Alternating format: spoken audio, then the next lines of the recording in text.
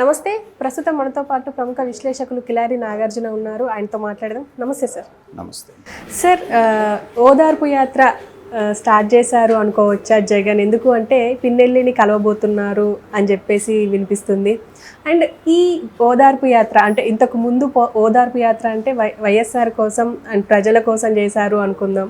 ఇప్పుడు ఆయన కోసం ఆయన చేస్తున్నారా లేకపోతే కార్యకర్తల కోసం చేస్తున్నారా అని చెప్పేసి బయట మాట్లాడుతున్నారు. అసలు ఏంటి సార్ ఈ ఓదార్పు యాత్ర?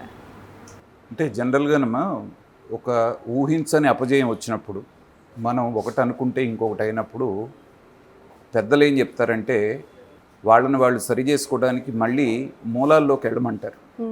అంటే ఎక్కడి నుంచి స్టార్ట్ అయ్యారో అక్కడి నుంచి అక్కడికి వెళ్ళి అక్కడి నుంచి ఏం తప్పులు జరిగినాయి అనేటువంటిది సమీక్షించుకోమంటాము జనరల్గా చెప్పేది. ఎందుకంటే సహజంగానే అధికారంలో ఉన్నప్పుడు ఏమవుతుందంటే అహంకారం, అధికార దర్పం, మనం చేసేదంతా బ్రహ్మాండంగా చేస్తున్నాం, ప్రజలందరూ మన పక్కనే ఉన్నారనేటువంటిది నాయకులు సహజంగా భావిస్తారు. అది జగన్మోహన్ రెడ్డి గారి విషయంలో ఒకంత ఎక్కువగా అనిపించింది. సహజంగానే ఇప్పుడు చంద్రబాబు నాయుడు గారిని తీసుకున్నా కానీ 2014-19 మధ్యలో ఆయన పాలన చూసినప్పుడు కూడా ఆయన చెప్తుండేవారు తరచు, నా సాటిస్ఫాక్షన్ లెవెల్స్ ప్రజలు 60% ఉంది, తర్వాత 70%కి వెళ్ళింది, చివరికి వచ్చేటప్పటికి ఎలక్షన్ దగ్గరికి వచ్చేటప్పటికి 80% ప్రజలు సంతృప్తిగా ఉన్నారు మన పాలన పట్ల అని ఆయన మాట్లాడేవారు. ఆయనకి ఇచ్చిన రిపోర్ట్స్ కూడా అలాగే ఇచ్చారు. చుట్టూ ఉన్నటువంటి వాళ్ళు, ఇంటెలిజెన్స్ వాళ్ళు కానివ్వండి, లేకపోతే ఇది ఫ్యాక్ట్స్ ఆయన దగ్గర దాకా వెళ్ళనివ్వరు అధికారంలో ఉన్నటువంటి వాళ్ళు. చివరికి 2019లో ఏం జరిగిందో మనం చూసాం. కేవలం 23 సీట్లకు మాత్రమే ఎప్పుడూ లేనంత ఘోర పరాజయాన్ని మూట కట్టుకుంది తెలుగుదేశం పార్టీ. అలాగే జగన్మోహన్ రెడ్డి గారి దగ్గరికి వచ్చేటప్పటికి ఏంటంటే ఊహించినటువంటి విజయం ఆయనకు వచ్చిన తర్వాత 151 సీట్లు అనేటువంటిది ఏంటంటే అది ఒక చారిత్రాత్మకమైనటువంటి విజయం. ఎన్టీ రామారావు గారి తర్వాత అంత ఘనతను సాధించాడు ఆయన. సాధించేటప్పటికి ఏంటంటే ఇక ప్రజలు ఎల్లకాలం నా పట్లే ఉంటారు.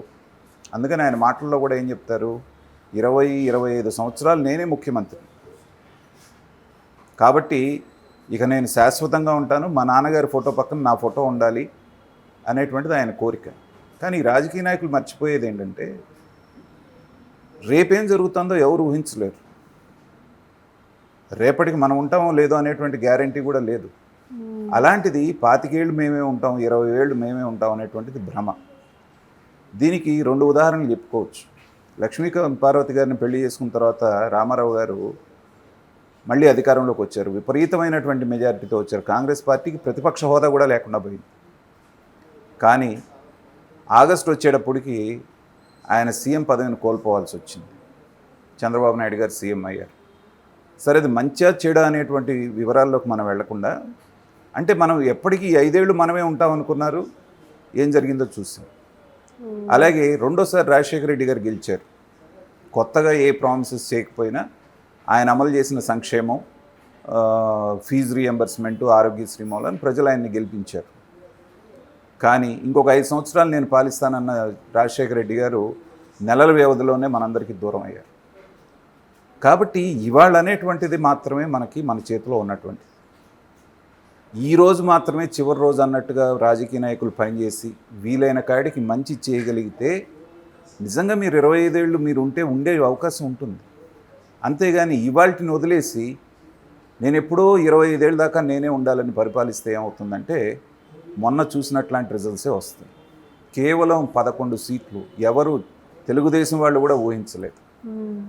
ఆ షాక్ నుంచి కోలుకోవడానికి జగన్మోహన్ రెడ్డి గారికి కొంత సమయం పడుతుంది చూస్తున్నాం, మనం సమీక్ష చేసుకుంటున్నారు. అయితే దురదృష్టవశాత్తు ఆయన తప్పు చేయటం మూలన ఓడిపోయాను అనేది ఇవాళకి కూడా ఆయన రియలైజ్ అవ్వట్లేదు. నేను అవ్వాతాతలకి అన్నీ పంచాను, అన్నదమ్ములకి అన్నీ ఇచ్చాను, అక్కజెళ్ళకి అన్నీ ఇచ్చాను, ఇన్ని చేసినా నేను ఎందుకు ఓడిపోయాను, ఆ ఓట్లన్నీ పోయినాయి అంటున్నారే కానీ ఆయన పార్టీ వాళ్ళు చేసినటువంటి అరాచకాల అధికారాన్ని అడ్డం పెట్టుకొని వాళ్ళు మాట్లాడినటువంటి మాటలు, ఆడవాళ్ళని అవమానించేటట్టుగా అసెంబ్లీలో మాట్లాడినటువంటి మాటలు, నడి రోడ్డు మీద జనాన్ని నరికి చంపినటువంటి సంఘటనలు, ఒక సౌమ్యుడైనటువంటి ఒక డాక్టర్ని పిచ్చోడని ముద్రేసి చంపినటువంటి సంఘటనలు, ఇలా చెప్పుకుంటూ పోతే కోకొల్లలుగా ఉన్నాయి. దీన్నేది జగన్మోహన్ రెడ్డి గారు కానీ వాళ్ళ పార్టీ వాళ్ళు కానీ సమీక్షించుకోవట్లేదు. సమీక్షించుకోకుండా గతంలో మనల్ని గెలిపించింది ఏంటి, ఓదార్పు యాత్రతో మన ప్రస్థానం ప్రారంభమైంది. వాళ్ళ తండ్రి గారు చనిపోయినప్పుడు కాంగ్రెస్ పార్టీ వద్దంటే కూడా ఆయన ఓదార్పు యాత్ర చేశాడు. ఆ తర్వాత మధ్యలో ఆయన్ని అరెస్ట్ చేయడం జరిగింది. ఆ ఓదార్పు యాత్రని షర్మిల గారు కంటిన్యూ చేయడం జరిగింది. తర్వాత బయటకు వచ్చిన తర్వాత మళ్ళీ పాదయాత్ర చేశాడు. చేసినాక సీఎం అయ్యారు. పాదయాత్ర చేయటం మూలనే సీఎం అయ్యాను అనేటువంటిది ఆయన బలంగా నమ్ముతారు. నిజం కూడా అది.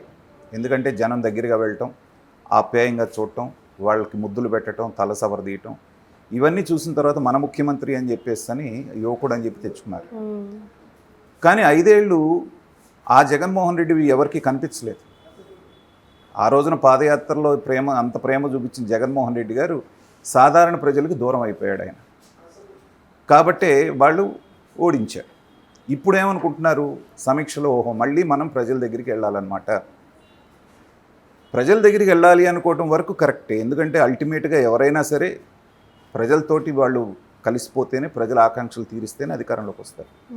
కానీ పాత ఫార్ములా అయినటువంటి ఓదార్పు యాత్ర అన్నప్పుడే ఇబ్బంది వస్తూ ఉంది. మీరు అన్నట్టుగా ఇవాళ ఓదార్చడానికి వెళ్ళింది ఎవరిని? పిన్నెల్లి అంటే ఇవాళ రాష్ట్రం అంతా తెలిసిందేంటి? ఈవీఎంలు పగలగొట్టే ఒక ఎమ్మెల్యే, మాజీ ఎమ్మెల్యే, అడ్డం వచ్చిన వాళ్ళని బెదిరించేటువంటి ఎమ్మెల్యే, నోటికి ఎంత వస్తే అంత ఇది చేసేటువంటిది, ఒక మాఫియా సామ్రాజ్యంలాగా ఆయన నియోజకవర్గాన్ని చేసుకున్నటువంటి ఎమ్మెల్యే. ఆయన ఏదో స్వతంత్ర పోరాటం చేసి జైలుకి వెళ్ళి జైల్లో లేరు. ఆయన ఒక క్రిమినల్ యాక్టివిటీ చేసి, అది కూడా బహిరంగంగా సీసీ కెమెరా ఫుటేజీలో పట్టుబడ్డటువంటి వ్యక్తిని కోర్టు ద్వారా యాంటిసిపేటరీ బెయిల్ తెచ్చుకొని కొన్నాళ్ళు అజ్ఞాతంలో ఉండి పారిపోయినటువంటి వ్యక్తిని, అరెస్ట్ అయిపోయేటప్పుడు కూడా కిటికీలో నుంచి దూకి పారిపోవడానికి ప్రయత్నం చేసినటువంటి వ్యక్తిని మీరు ఓదార్చడానికి వెళ్తున్నారు అంటే మీరు మారలేదు అనేటువంటిది మళ్ళీ ప్రజలకు మీరు చెప్తున్నారు. ఇందాక మనం అనుకున్నట్టుగా ఇలాంటి వాళ్ళ చేష్టల మూలానే ఆయన పార్టీ ఓడిపోయింది. వాళ్ళు ఒక పిన్నెల్లి రామకృష్ణారెడ్డి గారు చేసినటువంటి చేష్టల మూలాన, ఒకటి అంబటి రాంబాబు గారు, కొడాలి నాని గారు, తర్వాత రోజా గారు, ఇలాంటి వాళ్ళు మాట్లాడినటువంటి మాటల మూలాన, తర్వాత అనంతబాబు అనేటువంటి ఎమ్మెల్సీ చేసి దళితుడిని డోర్ డెలివరీ చేసినటువంటి వీళ్ళందరూ క్రిమినల్స్. మాట్లాడేటువంటి మాటలు కానీ చేసే చేష్టలు కానీ. సో ఇలాంటి వాళ్ళని మీరు వెనకేసుకొచ్చినప్పుడే మీ ఓటమి అనేది ఖరారైంది. కానీ ఓదార్పు యాత్ర అనే పేరుతో మళ్ళీ మీరు అదే తప్పు చేస్తున్నారు. ఎవరిని ఓదారుస్తూ ఉన్నారు? మొన్న ఎలక్షన్ రిజల్ట్స్ రాగానే కొంతమంది మీద దాడులు జరిగింది. ఏది? వైసీపీ కార్యకర్తల మీద. అదృష్టవశాత్తు ఎవరికి ప్రాణాపాయం కలగలేదు. సో ఆ కుటుంబాలను ఓదారుస్తాను. తర్వాత జగన్మోహన్ రెడ్డి గారు అధికారం కోల్పోయిన తర్వాత తట్టుకోలేక కొంతమంది చచ్చిపోయారంట. మరి వాళ్ళు ఎక్కడ ఉన్నారో ఎవరికి తెలియదు. మరి వీళ్ళు క్రియేట్ చేస్తారన్నమాట కొంతమంది. గతంలో కనుక దాదాపు 1000 మంది దాకా రాజశేఖర రెడ్డి గారు మరణం తట్టుకోలేకపోయారన్నారు కదా, అన్ని సావులు వాళ్ళ ఖాతాలు వేసేస్తారు. సో లిస్టు తయారు చేసుకునే పనిలో ఉన్నారన్నమాట. ఎడుదిరిగి ప్రతిపక్ష హోదా లేదు, అసెంబ్లీకి వెళ్ళే పని లేదు. కాబట్టి ప్రజల్లో ఏదో ఒక రకంగా వెళ్ళాలి అంటే ఏంటంటే నవంబర్, డిసెంబర్ నుంచి పాదయాత్రకి వాళ్ళు గ్రౌండ్ ప్రిపేర్ చేసుకుంటున్నట్టుగా మనకు అర్థం అవుతాం. కానీ ఇప్పటికి కూడా ఏంటంటే సమయం మించిపోలేదు. నేను చెప్పేది చరిత్రలో ఎప్పుడు చూసుకున్నా కానీ పడ్డవాళ్ళు మళ్ళీ లేచి నిలబడతారు. దాన్ని పాజిటివ్ దృక్పథంలో తీసుకోవాలి. చంద్రబాబు నాయుడు గారు ఎన్నిసార్లు ఓడిపోయారు? ఇది 4వసారి ఆయన చీఫ్ మినిస్టర్ అవటం. 3 సార్లు ప్రధాన ప్రతిపక్షంగా ఉన్నారు. ఎన్ని అవమానాలు పడ్డారు? అవమానాలు పడ్డా ఎక్కడ పొరపాటు జరిగిందనే సమీక్షించుకున్నారు.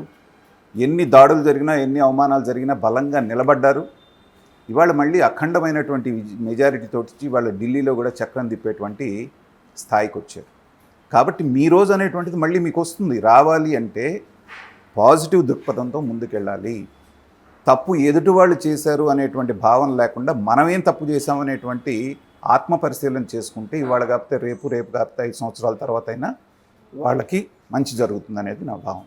Okay sir, thank you.